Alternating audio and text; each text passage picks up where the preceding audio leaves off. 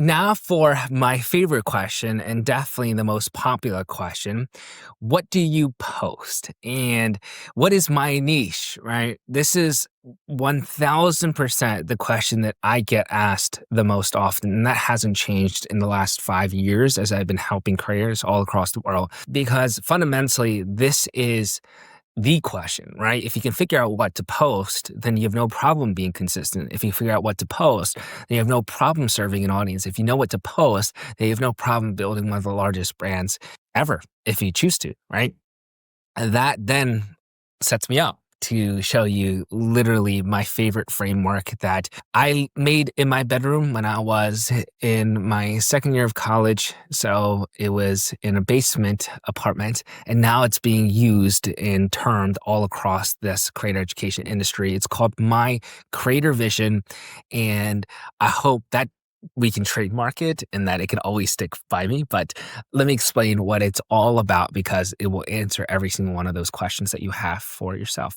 So this is it. And I know that there's a lot happening on screen. Trust me, I'll take you in each specific part and then explain, give you the context and give you examples. Don't worry if you don't understand it right away. This is what I call my creator vision.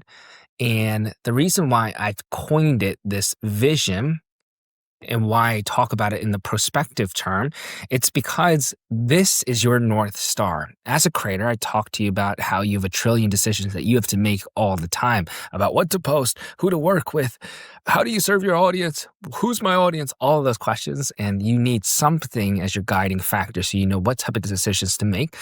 And then you can ultimately get to the goal of building the brand that you want to build. So this is what I call, again, the creator vision. There's 4 different parts to it. It's your what, it's your who, it's your uniqueness, and it's your monetization. This one's for those creators that are a bit more advanced, but we'll speak to it here in a little bit. Now, what I've done is at the very top, these post-it notes are all questions that I guarantee you have or problems that you've experienced. So let's start off with this very first one. We can narrow down our focus and explain this one at a time. This initial problem is that most creators get stuck creating content on one topic. Think about it. Often, the traditional way of niching is pigeonholing yourself into fitness or into fashion, and that's all you're creating content on. The reason why I believe it's one of the worst ways to teach a creator, especially if they're starting out, is that yes, it gives them initial direction, but it does not give them longevity. What happens when you naturally get bored of creating that content?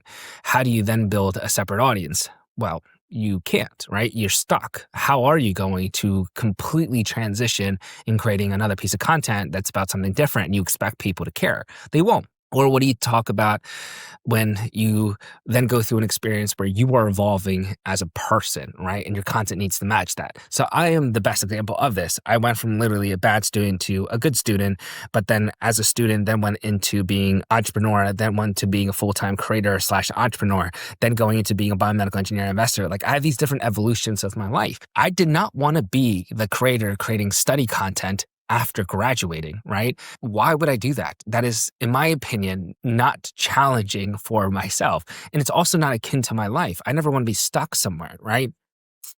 My whole mantra as a person is that you should continuously push your limits. You should continuously evolve as a human being.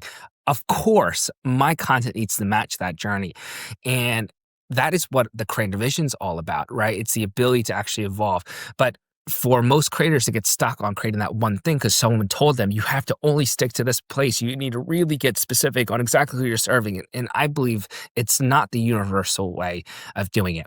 Are there certain cases in which that's applicable? Like, let's say you're only using content creation for business purposes and you're thinking of how do I sell this specific offer? Then sure. But if you're thinking more long term and you actually want to build a personal brand and you have this longer plan in mind, then I think you should become much more of a holistic creator. And you do that with different content pillars. And the idea of getting stuck is not so obvious to somebody that has never started creating content, right? But if you've actually experienced this, you know how disheartening it really is to pour your time and energy into something for so long and to realize that it carries no longevity. That's like the worst place to be in, right? That's what happens when you pigeonhole yourself into one topic. In my opinion, you shouldn't do that. So instead, I think about your what, which is your message to the world and the various content pillars you used to share it with. So these content pillars, and I'll give you examples of this here in a little bit so you don't have to worry about it, but all of this really fits underneath this umbrella. So let me explain. If I was to give you a specific example, and let's say your message is that people should lead a life of freedom. You believe that people should be able to spend their time and energy where they want to. And that's a great message, right? A lot of people need to hear it. That is a lot of very popular creators. If you think about Simon Squibb, for example, an incredible creator, he has that message of freedom. And so when you look at their content pillars, you might have something like travel, right? You might have something like financial tips. You might have something like business, right? You might have something like family and what it's been able to do for you. Those are all different quote unquote content pillars, but they're all universally connected with this overarching message, this approach, this philosophy. And that's what makes a creator like Simon Squibb so incredible. But likewise, every other big creator that you could imagine, right? They have this. They're not known for just one thing. They're known for a lot of the things that they talk about, but they have an overarching message, this approach, this philosophy that stands them apart. But that's how you don't have to get bored of just creating content on one thing. You can create content about a lot of different things, and they can still feel familiar to an audience when they come onto your page. It's because of that overarching message. So the question that I want you to ask yourself when you're thinking about these content pillars is, what do you actually practice daily, right? Not what do you want to do? It's like, what are you currently doing? So when I was, let's say, creating content about fashion and fitness when I first was doing it, I didn't actually practice that daily. Like, I wasn't really studying fashion or fitness. I really just thought it was a cool thing to do. But instead, when I was thinking about, oh, wow, when I'm a student, I should be talking about being in my classes and my grades and my studies and my relationships with my other peers. Like, those things I didn't realize were things that were important, but they became my content pillars because it's what I was actually practicing daily. And it's important for us to recognize, again, the difference, the contrast in what I'm telling you versus what most people will tell you. Most people will tell you to pigeonhole yourself into just one particular topic. This is like fashion, right? And get very micro into this. I say, don't limit yourself. Actually allow yourself to experiment with an overarching message with many different content pillars. And what will happen naturally over time is that they'll become more crystallized. Like, this one might be really strong. This one might be kind of weak. This one might be really weak. This one might be really strong. And then you can build out other ones in the future too. And that allows you to create content about different things with an overarching mission or message in mind. Great.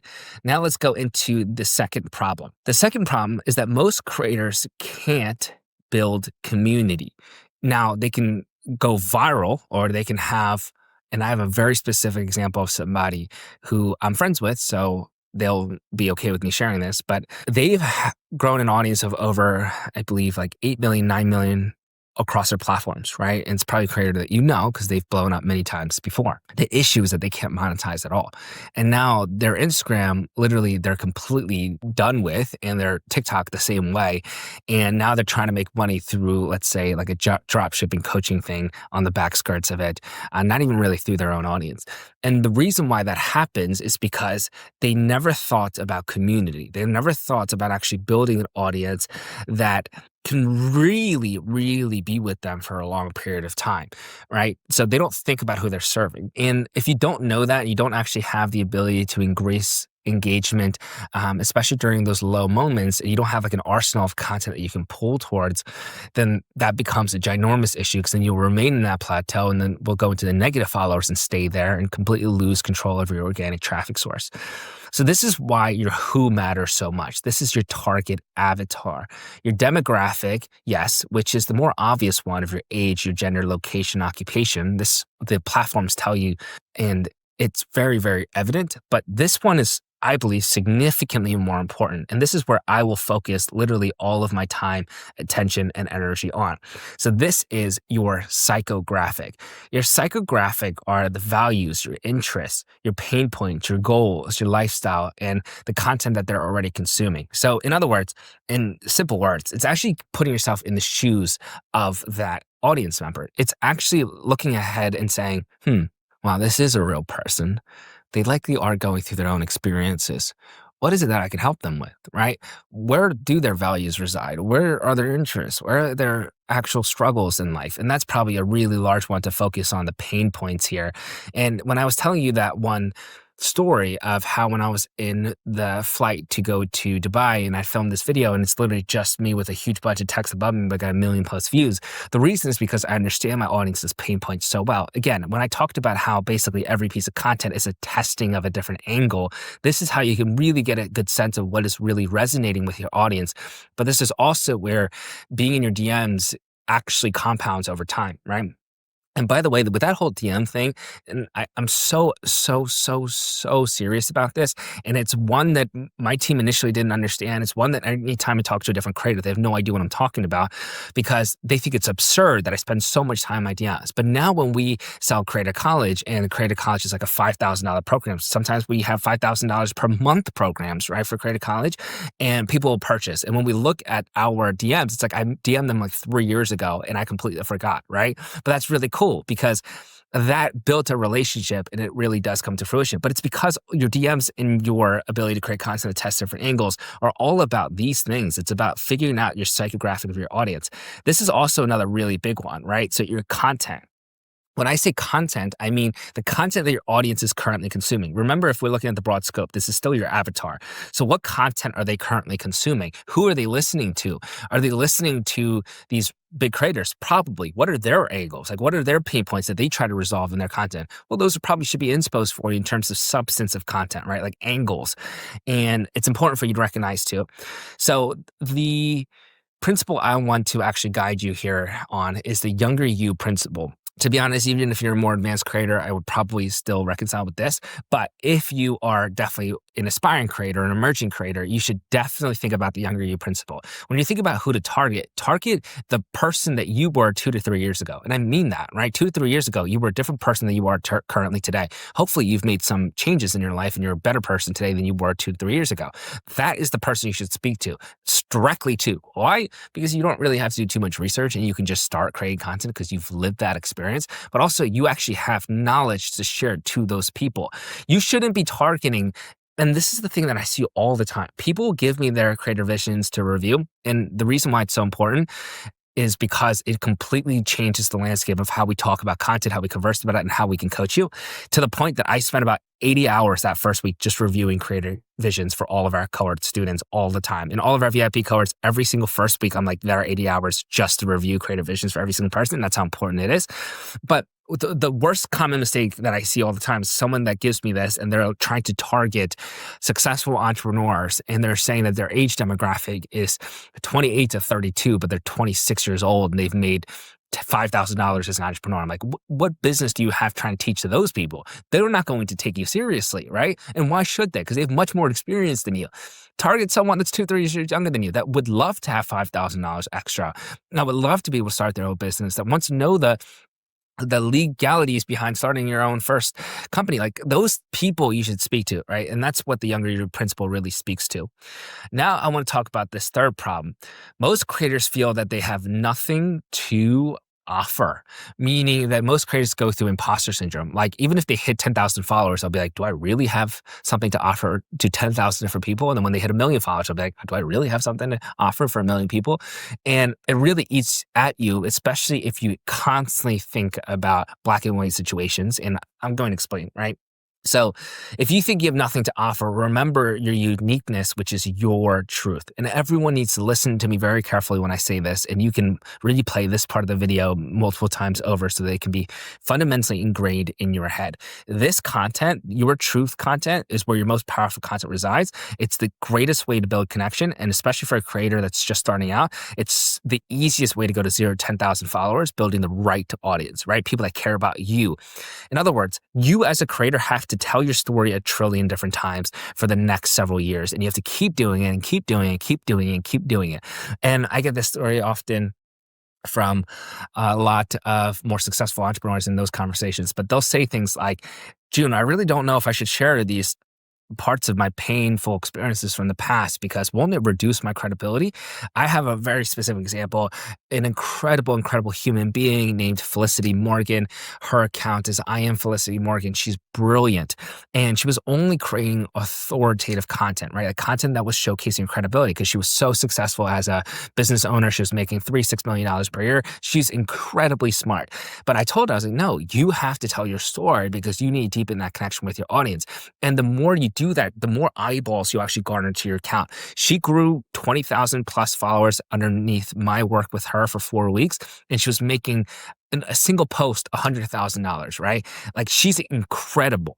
But it started off with understanding that your story, no matter what stage of a creator or entrepreneur that you are, you need to be able to tell your story in many different ways. So when I say your truth, I mean your pain, your passion, experience, and maybe some skill sets that you've developed over time. And the reason why I lean on this so heavily is because your most powerful content comes from here. And this stuff you can actually be an expert in. Let me explain. Most people try to talk on pillars that they have no business trying to declare as black and white. Like, this is how you should be doing something. And it's like, no, you got it wrong. Instead, this gives you an opportunity to say, this is what I've done. I've gone through this, and these are the steps that I took to overcome it. And that is your truth. No one can strip that away from you. Nobody can discredit you. Nobody can say what you did was wrong because you are living proof that it worked for you. But it's a great place to start. It's a great place to showcase your values. It's a great place to showcase where you've come from. And that building of credibility allows you to deepen your trust with your audience. So your pain, your passion, experience, skill sets. And this is, again, how your audience will relate to you the most. So I'm going to underline relate because it's so incredibly important as a creator. Then I'm going to go into the fourth one. This is called your problem. For most creators, don't know how to monetize without being salesy, right? That's probably one of the greatest hesitations for myself when I first created my digital product. I didn't want to sell because I didn't want to feel like a sellout. I don't want to be shoving a product down my audience's throat. And that's a constant battle that we all continuously explore as creators. This is the universal thought. If someone unfollows because you are promoting a product of your own, that's not the right person you want in your audience in the first place. So remember that, right? Even if you lost 10,000 followers because you're actually promoting a product that you cared about and aligned with, and a lot of your audience did want it, and then you have 10,000 people that unfollow, good. Those 10,000 people went through a filtration process. You didn't need to serve them because they don't care about your actual deepened value, right? So that's like a universal thought in and of itself, but let me actually go through what I really mean by that. So this is what I call my digital ecosystem. You're going to have a one-off product, right? So one-off simply means, again, this is a more advanced topic. So if you are a complete beginner, emerging creator, you don't have to listen to this just yet. If you're a bit more curious or you're advanced, you'll know exactly what I mean. A one-off product is usually a low-ticket product that is purchasable with, let's say, a $39 price point, $20 price point, $30 price point, but it's just a one-time payment. Then you have ongoing content models where it's basically subscription-based, and they're great for recurring revenue, but this is hard, right? Because if you don't have cash flow from a one-off, you won't be able to invest into, let's say, a team to help you with this because it constantly requires you to induce more, let's say, evolved content over time in order for you to reduce churn, or requires just more of your time because you have to host live workshops, etc. And then you have something called high-value partnerships, which are partnerships and brand deals that actually put you to the right audiences. So like me being one of 5 judges at the global entrepreneurship competition that Red Bull hosted in Tokyo, Japan, where I was flying business class and they paid an incredible amount of money to do that for. It's like the coolest thing ever. But that is a high-value partner where I can actually be exposed to the right audience. And then reinvestments like Create a College. I took all of my cash and poured it into Create a College, and now it's this really awesome business. But then how do you create content about it so it doesn't feel salesy? Well, it's these following concepts. It does boil down to building in public. If you look at Create a College and how we did that, we took a big bet, and it's a bet that I believed in, and it paid off. So we made $100,000 in our first weekend for launch at Create a College, and it's because we built in public prior. We didn't do the traditional launch plan, which is you wait and you kind of keep it secret behind the scenes, and you tell people, this is the thing that's coming, blah, blah, blah. No, we were very adamant that we're just going to disclose everything. And we actually opened up the Creator College Instagram where we were documenting the experience of me going out, traveling, meeting our creators, going ahead and filming everything, going through production. I made reels about it. I was vlogging the experience, and I did that. And the reason why you do that is because that isn't selling anyone, right? I'm not trying to tell people to purchase my product. I'm saying this is something I'm building really hard behind the scenes, and continuously to this day, I'm doing updates. I'm saying we just made $800,000 at Creative College. This is how, right? Or we just did $100,000 on launch week. This is how. Then you have things like conceptualization, right? So this is when I first generated this idea of Creative College. It was like about 2 years ago that I knew that I wanted to do something like this, and then a year and a half ago when the name really populated in my mind. But I went through that entire process with my audience of basically asking them, hey, what do you guys need help with? And they asked me for help in content creation and personal branding. I didn't first disclose that. They chose it. Then I was like, all right, what do you guys need help with content creation, personal branding, and kept doing surveys and things of that nature. Then I started to document that process of like, hey, if you're a creator and you need help with this, and I would do it. And then that video would do well. I'm like, all right, there's something here. Then the whole development process, of course, that's me actually going through Austin, Dubai. I went through, let's say, our London team, and we all filmed our content. We went through massive productions for Creative College. And that's like me documenting the development of it. But I did this even when I had my first guide to academic success, right? So when I was in that development process, all I was doing is posting stories of me being at a desk saying, hey, this is what I've added today. What do you guys think? And they'll say, it's bad. I'm like, no, let me go ahead and rechange it. Let me go and revamp it. And I would share that journey with my audience in real time. That's not selling, that's building in public, right? Then you have things like mistakes and successes. So basically I would tell people, this is what I got wrong with Creative College. This is what I got wrong with my private mentorship, or this is what I went wrong with my physical book called The Learning System. And that's a really good way of building in public too, showcasing something in a much more digestible way than saying like, my business is so great, right?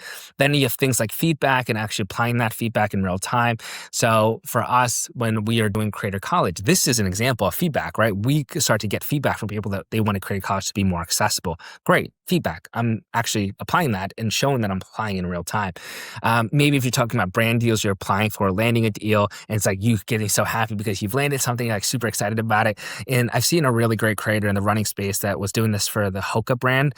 And basically, she would document the initial experience of getting in contact with it. She was so stoked about it. And then once she actually got into it and started to make content for it while she was selling and putting her affiliate code and things of that nature, people were much more akin to buy from her because she showed that entire process and it felt authentic and real. Versus if she didn't say anything, then just put on Hokas on a random day, it was like, you should buy the Hokas, right? Then it feels a little bit more fishier. And decision making, like I remember when I made this video for Creator College when I was like, can we get underneath $100,000 of spending for the month? I believe it was January. We got to like $86,000 that we spent.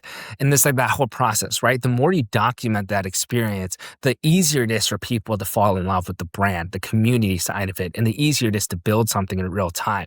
That's when you start to get referrals, word of mouth. That's why Creator College has sold out its VIP cohort program every single time. It's because there's a brand around it. There's a feeling behind it. There's an emotion behind it. And that's how you actually can sell without feeling salesy. It's how you can provide deeper value without feeling like you're forcing it upon somebody. So at this point in time, we've gone over quite a lot. And I know that this is very, very, very, very intensive. And I know that it's one that, again, I spend 80 hours in the first week reviewing creative visions. It's not an easy thing, but it requires so much more thought than just picking a niche. But that also gives you longevity, right? I have my example here that's very intensive. I don't want to show you that. I'm just going to show you a very stripped down version of it so that you have an understanding of what the creator vision is and how you would fill it out for yourself. So my creator vision looks like this. So my what is that true self-improvement is built through daily habits to strengthen your mind, body, and spirit while showing up with your honest accountability wins. Everyone knows that in my audience, right? I have something called the June's 4 Wins. I had it since 2020. And that meant a mental win, a physical win, a spiritual win, an accountability win. And for my mental wins, I was sharing my learnings as a biomedical engineer, as a content creator. For my physical wins, I was showcasing my pursuit into this new endeavor for running. Then ran a half marathon, a full marathon. Then my spiritual wins, my faith in my family, accountability wins. Again, this whole experience that I called June's 4 Wins. I came out with like a Notion tracker for it, etc. It was an awesome experience, and I still do it to this day. And then my demographic, yes, US and Asia, 18 to 34, 101 male to female. Again, this one's a little bit different for me because I'm more advanced. So I can speak to a larger group, right? I'm 24 years old. For most people, they're only going to be targeting people that are a little bit younger than them. And then you have people in the psychographic realm. So Then who are creators that my audience is watching? Ali Abdal, Alex Ramosi. What are the different pain points that they're speaking to? Lack of clarity of focus, burnout. Again, this is a very stripped down version. Mine is like usually many more nodes at the bottom here. And you can see that here, but I don't want to go through my full thing at this period of time. Instead, I will then go into uniqueness, your truth. So then my pain is me coming from a poor and broken immigrant upbringing, passion, education. I mean, I literally started a school for creators and I got my bachelor's and master's in biomedical engineering, stuff that I love. 5 years posting content daily, skill, content creation, marketing. And then you have my products here for the ecosystem for monetization. So you have my guide to academic success, you have my learning system, discipline, mentorship, being a judge, create a college, right? So this is how you would fill it out for yourself. But the power comes in this aspect, okay? And this is going to blow your mind. Every single one of these bottom nodes become endless content ideas, winning ones that fit underneath your umbrella as a creator, your personal brand. Meaning that if I really dig deep here, if you go across my content across the last 5 years, you can literally see me create all these different derivatives of content. So sorry, these are more nodes, right, that I would be filling out, all about my learnings as a biomedical engineer. Same as me being a content creator. Me then going to running, I'm creating content about. Me with my faith and family, I'm creating content about. I create content, I did an entire 30-day series about Genes for Wins. Then you have things like exactly a specific demographic. I have a video that I just posted like last week that said, if you are between the ages of 18 and 24, you are not behind, right? I'm like literally calling out my demographic because I know exactly who to speak to. And it's literally like that combination, right? 18 to 24. I know that says 34, but that video was specifically to 24. And then this one, it was a pain point of behind. So people that felt behind, I was calling to, right? So you can even call to a specific demographic and psychographic, and that can be a winning idea, right? You can talk to my pain point, etc., passion, experience, and skill sets. You can create content about how I've posted 5 years of content daily, and I have done this before, and I was like, this is exactly how I've done it, right? I can create content about, okay, this is me building in public for creating a college, and I was talking about through all that experience. So all of these tells you what you can post about, right? And you don't feel confined to just one topic. You can open yourself to all of this, knowing that they all fit underneath this umbrella of the creator vision. Now, what's brilliant about this is that this is just the place in which you start, right? You always go back to your creative vision. I go back to my creative vision literally like every single week and I evolve it. And that happens over time.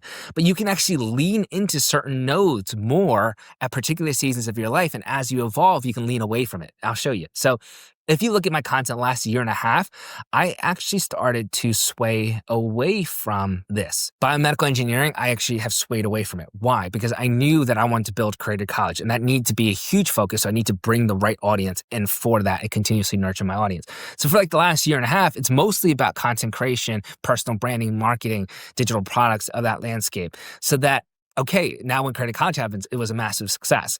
That's strategic. And there are certain points in my life where I will lean away from, let's say, me creating content about like the guide to academic success and the learning system. I haven't promoted in like 2 years, right? And it still sells, but we don't need to. Like that's not important for us anymore. And I even on the front end, I'm leaning away from even promoting discipline mentorship at the current stage because Creator College is what we want to promote. And that's the thing that I want to have as my actual business that I'm building in real time, right? Because you don't want to be doing too much because then it convolutes the brand.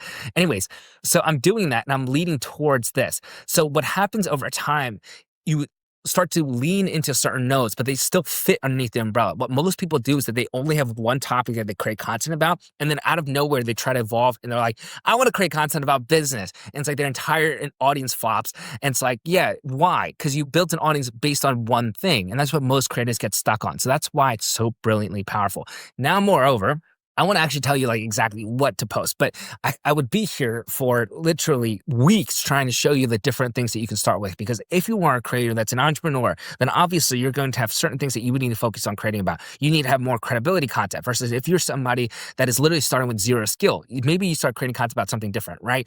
But everyone needs content about your story. And if I told you to repeat that part of the video, it's for a specific reason. And that's what I want to actually start to show you very specific examples for. It's your truth. It's that story and how different ways that you can tell it. And the reason why I'm doing this is because we'll play to a more advanced topic called varying of intensities.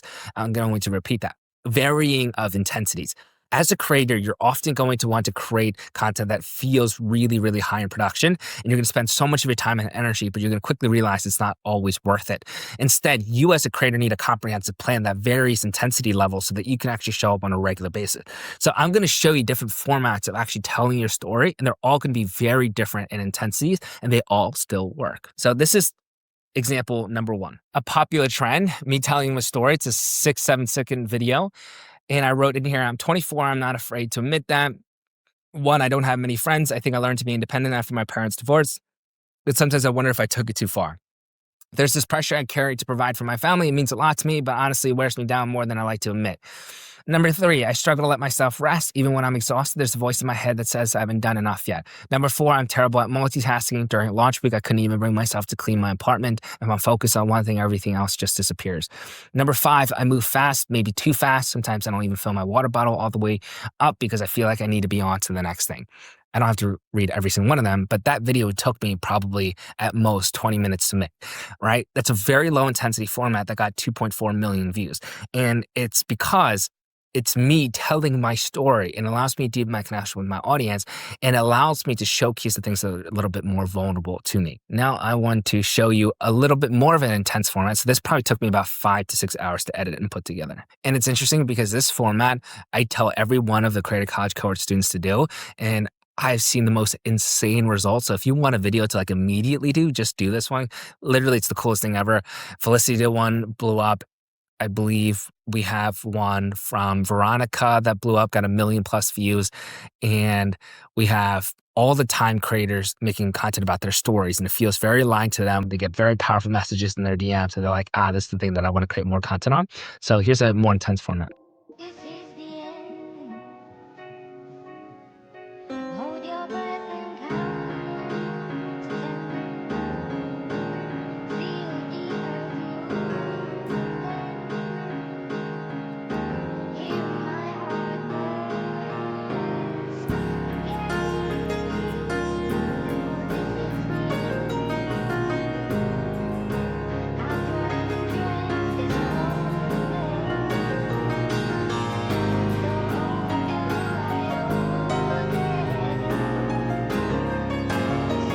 tall, face it all together. If the sky falls and it crumbles, we will stand tall. I love it. I love it. And to really put this into context, hopefully these videos are doing that. It's so much more digestible and approachable when I start with this story and my audience hears it, right? Versus me saying, hey, I made $800,000 in my first 100 days of my new business, right? That doesn't have any type of real emotional investment into that experience because people might think, oh, that's his parents' money or he was always well off or he always had X, Y, and Z, but that's not the case. And my audience knows that. And to be honest, it's awesome when I can inspire people to do the same. So these stories do a really good job of actually putting yourself on the same level as your audience, actually beneath them so that you can continuously serve them. And I'll give you one more quick example here. If you think about someone like Gary Vee, right? Someone that's incredibly successful and amazing at what he does. There's a reason why when he goes on to podcasts and he goes to events and he's speaking, that he starts with the story of him being at his dad's winery and his dream of being a lifelong Jets owner. But at the same time, he's doing that because his mom couldn't afford to get him a jersey, so she knitted him one, right? He has like this great aspiration of putting that knitted jersey as, let's say, memorabilia at the Jet Stadium when he owns it one day, right? Like those stories are so much easier to actually garner trust and credibility with someone versus Gary Vee saying, hi, I'm worth $100 million. Hopefully that starts to make sense. So especially for all those business owners out there that are saying, I don't want to tell my story because I think it's going to lose credibility.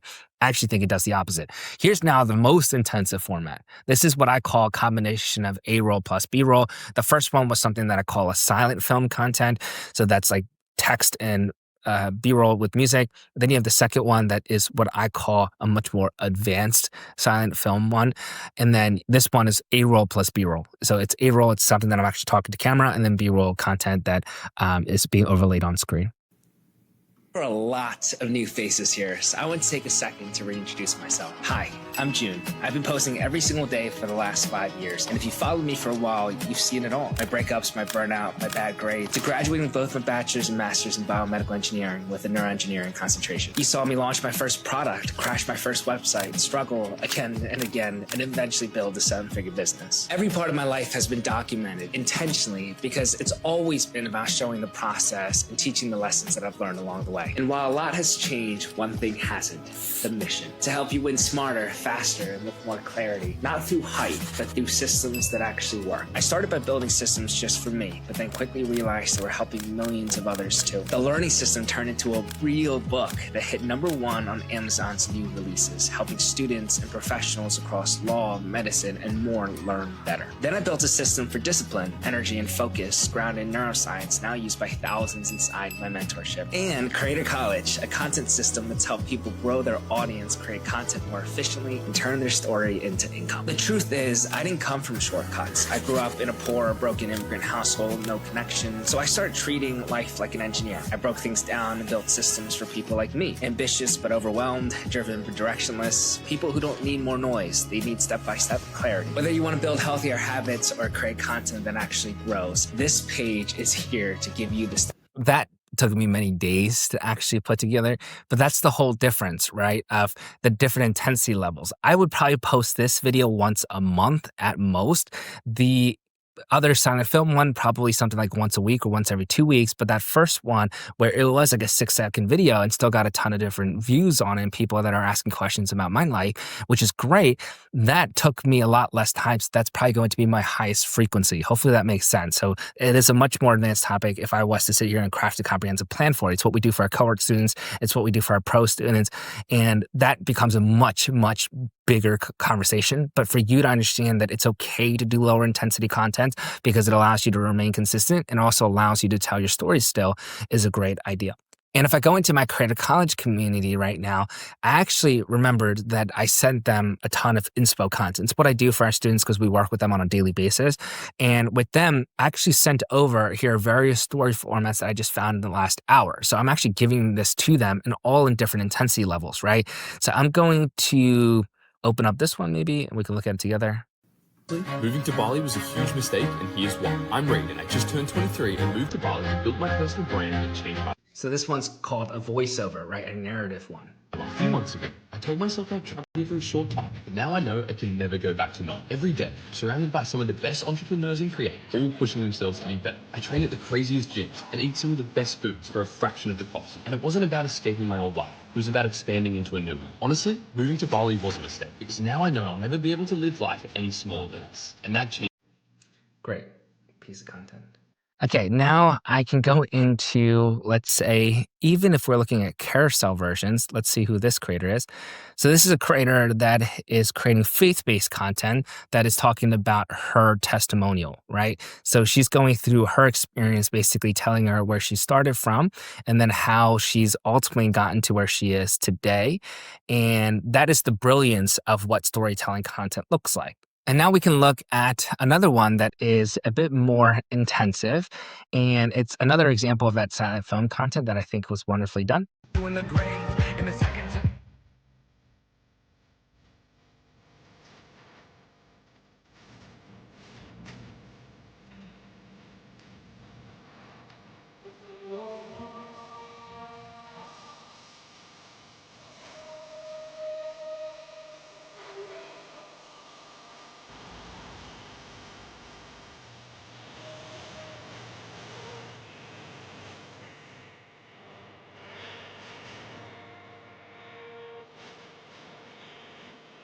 Brilliant, right? So those are just some examples of how you can tell your story. So in this video, we cover the creator vision so you know exactly what to post and how you can actually build an abundance of winning ideas that fit underneath your personal brand. And I told you that your story and that uniqueness is going to be such a huge anchor, no matter if you're a more advanced creator or if you're just starting out.